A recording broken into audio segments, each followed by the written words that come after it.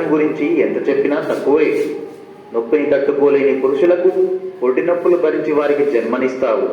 కుటుంబంలో ఎన్ని కలహాలు వచ్చినా అవన్నీ కడుపులోనే దాచుకొని ఓర్పుతో భూమాతలా అందరికీ ఆదర్శంగా నిలుస్తావు.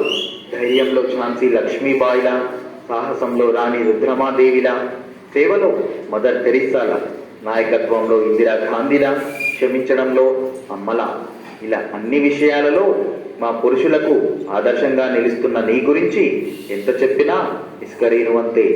జీవం లేని రాయిని దేవుడిగా కొలుస్తున్నప్పుడు మనకి జీవితాన్ని ప్రసాదించిన స్త్రీని ఇంకెంత పూజించాలి?